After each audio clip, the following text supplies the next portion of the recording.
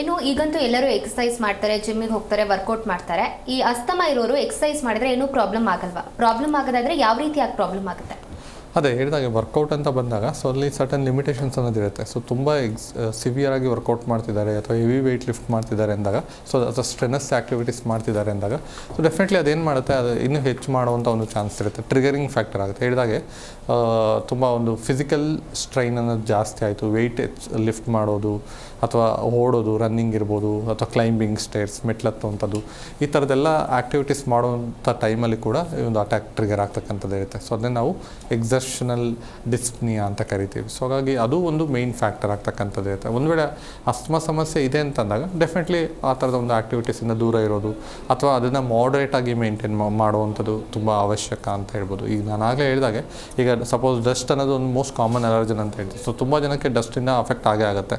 So ಅದು ಗೊತ್ತಿದ್ದಾಗ definitely certain extent ಅದು ರಿಕವರ್ ಆಗೋರ್ಗಾದರೂ ಮಾಸ್ಕ್ ಯೂಸ್ ಮಾಡೋದು ತುಂಬ ಇಂಪಾರ್ಟೆಂಟ್ ಆಗುತ್ತೆ. ಸೊ ಪ್ರೈಮರಿ ಪ್ರಿವೆನ್ಷನ್ ಅಂತ ಬಂದಾಗ so preventing exposure to the allergens ಅಂತ ಹೇಳ್ತೀವಿ. ಸೊ ಅದು ಮೇಯ್ನ್ ಫ್ಯಾಕ್ಟರ್ ಆಗ್ತಕ್ಕಂಥದ್ದು. ಸೊ ಹಾಗಾಗಿ ಸೊ ಫಸ್ಟ್ ಆಫ್ ಆಲ್ ಅದು ಯಾವುದರಿಂದ ತೊಂದರೆ ಆಗ್ತದೆ, ಕೆಲವೊಬ್ಬರಿಗೆ ಫುಡ್ ಐಟಮಿಂದ ತೊಂದರೆ ಆಗ್ಬೋದು. ಸೊ ಅದರಿಂದ ದೂರ ಇರೋ, ಎಸ್ಪೆಷಲಿ ಹೇಳಿದಾಗ ಕೋಲ್ಡ್ ಫುಡ್ ಆ್ಯಂಡ್ ಡ್ರಿಂಕ್ಸೇ ಮೇಯ್ನ್ ಕಾಸ್ ಆಗ್ತಕ್ಕಂಥದ್ದು ಇರುತ್ತೆ. ಸೊ ಹಾಗಾಗಿ ಅದರಿಂದ ಆದಷ್ಟು ಅದನ್ನು ಅವಾಯ್ಡ್ ಮಾಡೋದು ಇಂಪಾರ್ಟೆಂಟ್ ಆಗುತ್ತೆ. ಸೊ ಹಾಗಾಗಿ ಸೊ ಭಾಳ ಥರದ ಒಂದು ಫ್ಯಾಕ್ಟರ್ಸ್ ಇರುತ್ತೆ. ಸೊ ಅಸ್ತಮಾ ಸಮಸ್ಯೆ ಅನ್ನೋದು ಏನಾಗುತ್ತೆ, all of A sudden severe ಆಗೋದಿಲ್ಲ. ಸೊ ನಿಧಾನಕ್ಕೆ ಅದು ಪ್ರೋಗ್ರೆಸ್ ಆಗೋದು ಅಥವಾ ಯಾವೊಂದು ಅಲರ್ಜನ್ಗೆ ಎಕ್ಸ್ಪೋಸ್ ಆದಾಗ ಟ್ರಿಗರ್ ಆಗಿ ಅದು ನಿಧಾನಕ್ಕೆ ಕಾಣಿಸ್ಕೊಳ್ತಾ ಹೋಗ್ತಕ್ಕಂಥದ್ದು ಇರುತ್ತೆ. ಸೊ ಆ ನಿಟ್ಟಿನಲ್ಲಿ ಹೇಳೋದಾದರೆ ಬೇಗ ಎಚ್ಚೆತ್ಕೊಂಡು ಒಂದು ಟ್ರೀಟ್ಮೆಂಟ್ನ ತೊಗೊಳ್ಬೇಕಾಗುತ್ತೆ. ಯಾವೊಂದು ಅಲರ್ಜಿನಿಂದ ತೊಂದರೆ ಆಗಿದೆ ಅದನ್ನು ಐಡೆಂಟಿಫೈ ಮಾಡಿ ಅದರಿಂದ ದೂರ ಇರೋದು ಕೂಡ ತುಂಬ ಅವಶ್ಯಕ ಅಂತ ಹೇಳಿ. ನಿಮ್ಮ ಹೋಮಿಯೋಪತಿಲಿ ಅಸ್ತಮಕ್ಕೆ ಯಾವ ರೀತಿಯಾದಂತಹ ಟ್ರೀಟ್ಮೆಂಟ್ ಕೊಡೋದಾಗುತ್ತೆ? ಹಾಗೆ ಶಾಶ್ವತ ಪರಿಹಾರ ಇದೆಯಾ ಅಸ್ತಮಕ್ಕೆ?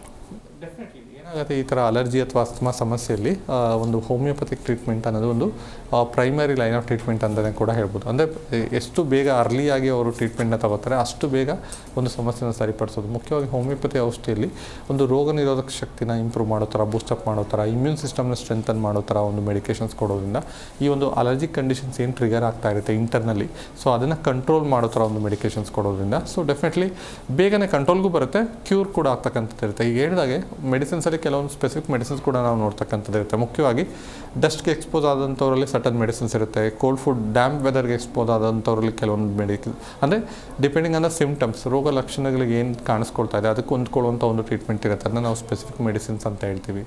ಜೊತೆಗೆ ಮತ್ತೆ ಬರ್ತಾ ಇದೆ ಅಂತಂದರೆ ಅದನ್ನು ಕಂಟ್ರೋಲ್ ಆಗೋ ಥರ ಒಂದು ಆ್ಯಂಟಿ ಮಯಾಸ್ಮ್ಯಾಟಿಕ್ ಟ್ರೀಟ್ಮೆಂಟ್ನ ಕೊಡುವಂಥದ್ದೇ ಆಗಿರ್ಬೋದು. ಸೊ ಅಥವಾ ಇಂಟರ್ನಲ್ಲಿ ಅವರಲ್ಲಿ ಯಾವ ಕಾರಣಕ್ಕಾಗಿ ಟ್ರಿಗರ್ ಆಗಿದೆ, ರೂಟ್ ಕಾಸ್ ಏನಿದೆ ಅದನ್ನ ಐಡೆಂಟಿಫೈ ಮಾಡಿ ಒಂದು ಪ್ರಾಪರ್ ಟ್ರೀಟ್ಮೆಂಟ್ ಕೊಡೋದನ್ನು ನಾವು ಕಾನ್ಸ್ಟಿಟ್ಯೂಷನಲ್ ಟ್ರೀಟ್ಮೆಂಟ್ ಅಂತ ಹೇಳಿ ರೆಕಮೆಂಡ್ ಮಾಡ್ತಕ್ಕಂಥದ್ದು ಇರುತ್ತೆ. ಸೊ ಆ ನಿಟ್ಟಿನಲ್ಲಿ ಒಂದು ಏನಾಗುತ್ತೆ, ಒಂದು ರೋಗ ನಿರೋಧಕ ಶಕ್ತಿನೂ ಇಂಪ್ರೂವ್ ಆಗ್ತಾ ಬರುತ್ತೆ. ಜೊತೆಗೆ ಅವರಲ್ಲಿ ಆಗ್ತಾ ಇರುವಂಥ ಒಂದು ಪ್ಯಾಥಾಲಜಿಕಲ್ ಚೇಂಜಸ್, ಬ್ರಾಂಕೋಸ್ಪ್ಯಾಸಮ್ ಅಂತ ಹೇಳಿ ನ್ಯಾರೋಯಿಂಗ್ ಏನಾಗ್ತಾಯಿದೆ ಸೊ ಅದು ಪ್ರಾಪರ್ ನಾರ್ಮಲ್ ಆಗ್ತಾ ಹೋಗುವಂಥದ್ದು, ಅಥವಾ ಅಲರ್ಜಿಕ್ ರಿಯಾಕ್ಷನ್ಸ್ ಏನು ಇಂಟರ್ನಲ್ ಟ್ರಿಗರ್ ಆಗ್ತಾಯಿದೆ ಅದು ಕಂಟ್ರೋಲ್ ಆಗೋ ಥರ ಒಂದು ಮೆಡಿಕೇಷನ್ ಕೊಡ್ತಕ್ಕಂಥದ್ದು ಇರುತ್ತೆ.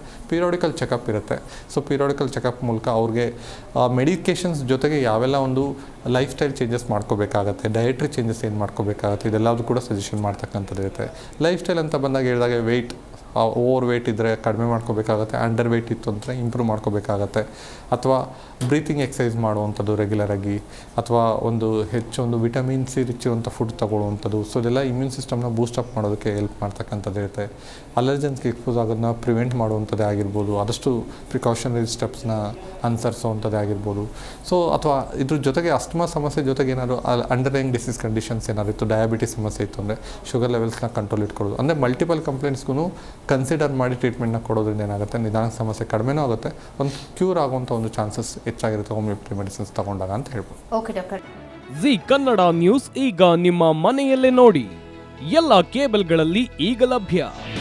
ನಿಮ್ಮ ನೆಚ್ಚಿನ ಜಿ ಕನ್ನಡ ನ್ಯೂಸ್ ಈಗ ಸನ್ ಡೈರೆಕ್ಟ್ ನಲ್ಲಿ number 292, Tata play number 1664, Jio TV number 1334, NXT digital number 30, in cable number 30, city networks 51, U digital number 162, GTPL number 17, Rockline telecommunications number 42, Shri Basaveshwara cable number 168, rural cable network 60, Vinayaka digital 57, Abhishek cable 821, city channel 53, Siddeshwara cable network 57, V4 digital Infotech 628, Surya digital networks 53, Gajanan digital number 836, Malnad infotech private limited number 56, metrocast number 830, victory digital number 167ರಲ್ಲಿ ನೋಡಿ ಆನಂದಿಸಿ.